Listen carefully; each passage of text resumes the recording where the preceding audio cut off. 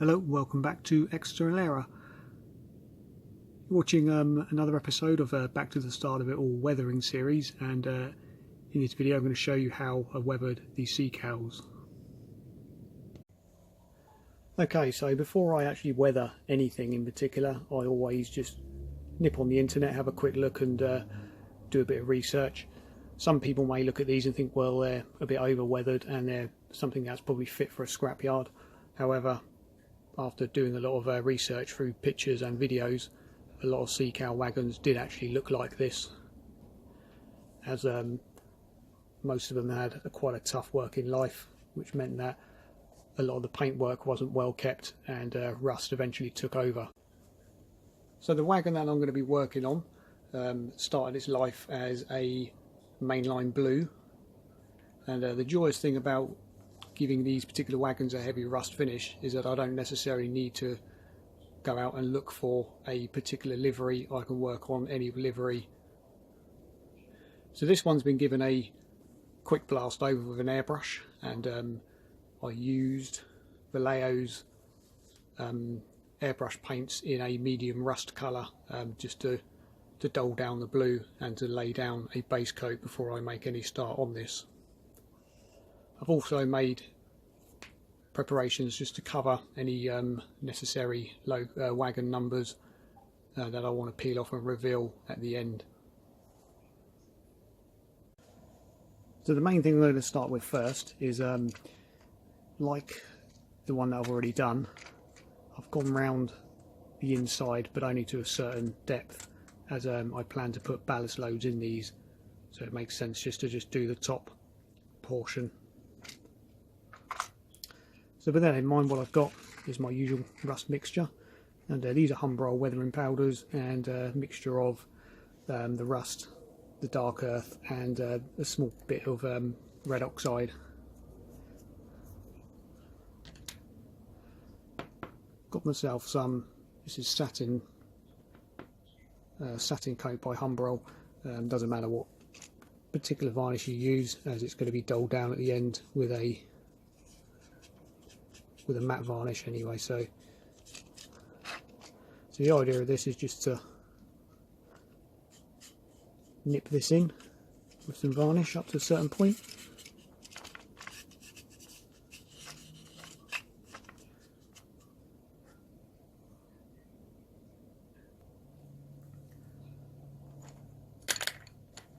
And gone around all that, and what I'm going to do now is just work my way into all the shades of the weathering powders, and then just dab these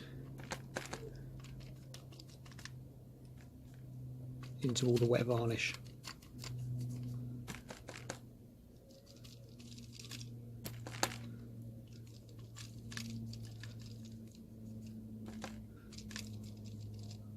If you feel that you got too much of one colour, then just increase to maybe a bit of brown until you're happy you got the tones absolutely correct. So what I'm going to do is I'm going to go around the top of this, and I'm going to repeat the process over the wagon sides with the same method.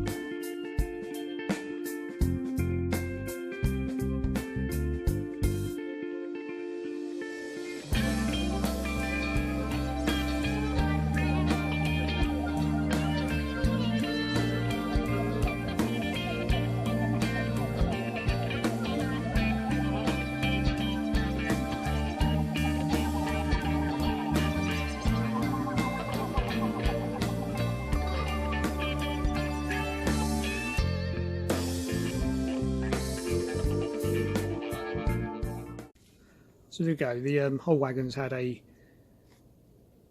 even coverage of various shades of rust, and even at this stage, I mean, it looks pretty good.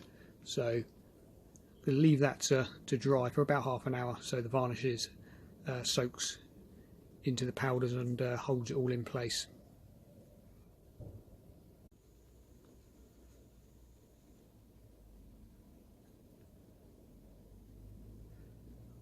So what I've done is I've made a mixture of a very diluted acrylic paint using number 27 from the Humbrol acrylic range, and I've also mixed that with some white just to tone it down so it's not so much of a dark grey. I've also diluted that down just into a mixture similar to that of single cream. All I'm going to do is apply this by just dabbing it over the surface of the rust. I don't want to brush it, as it will mix in with the powders that are there.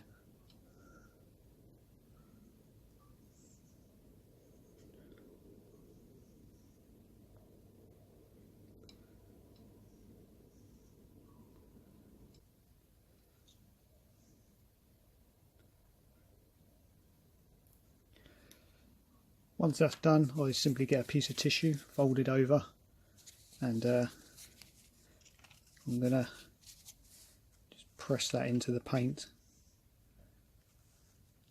which will absorb most of it, but it'll also push the paint mixture down into the weathering powders. So I'm going to crack on and come back after I've done the whole wagon.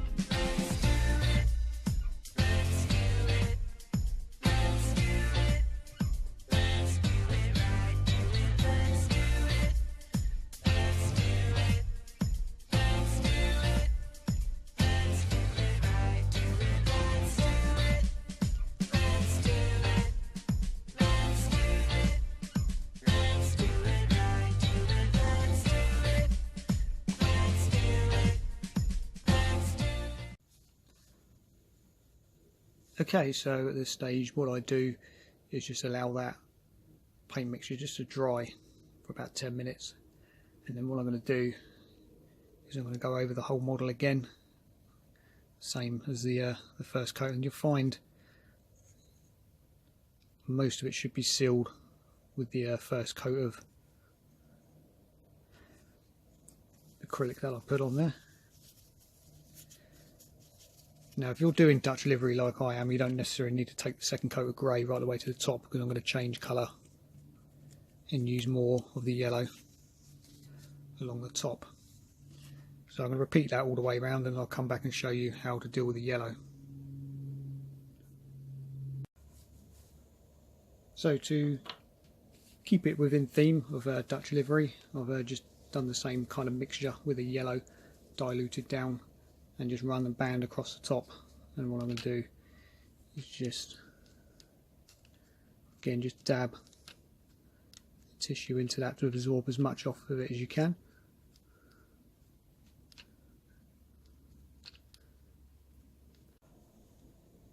So in at this stage I'm using the enamel thinners, and I'm just working in random spots with a brush that's got quite long stiff bristles, and this will actually break through the surface of the acrylics, and as you can see starts drawing the rust powders back out again.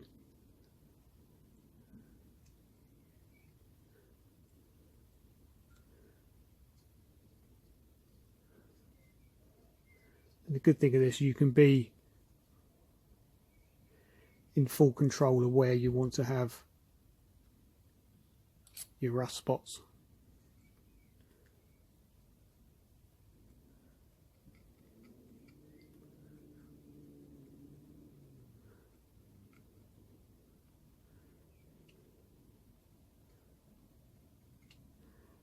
So I tend to like any sort of uneven lines where the yellow might well be. It comes in handy just to sort of blend those in by drawing the rust powders out. Once I'm happy with the finish, what I'll do is I'll let the thinners dry and normally give the wagon at this stage the first coat of matte varnish.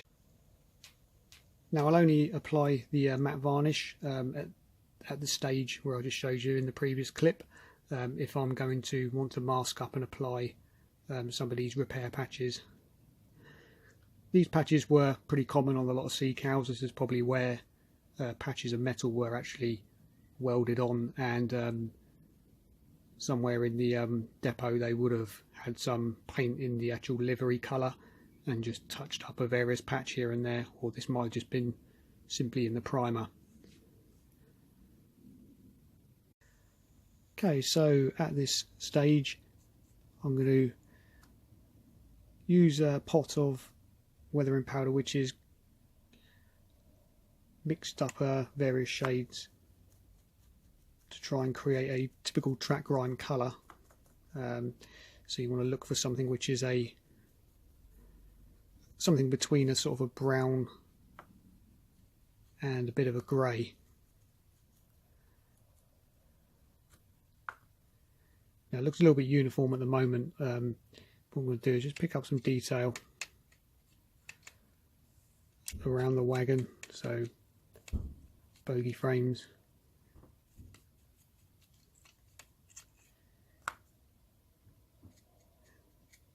and then just random places, just to start bringing out some of the detail.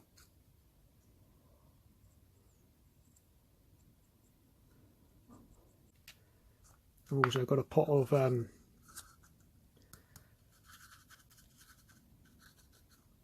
sort of like an algae colour, I guess.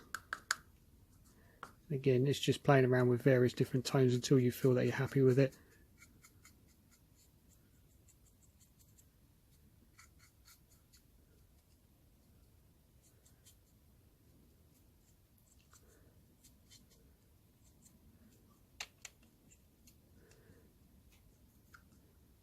Again, bearing in mind that things like the bogies and all the underframes themselves would be typically in everyday use, so there will be more track grime on those opposed to the algae colours.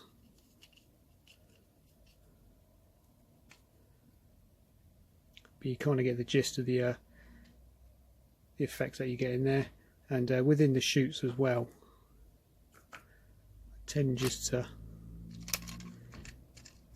get some tones in them as well, just again just to break up that stark rust look.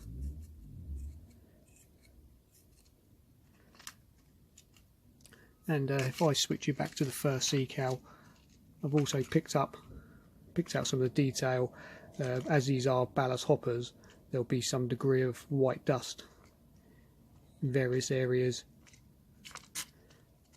namely so sort of down the chutes and stuff, and I actually did the white streakiness on there by using a white wash similar to what I did on the body sides, and just applied that inside there and streaked most of it away.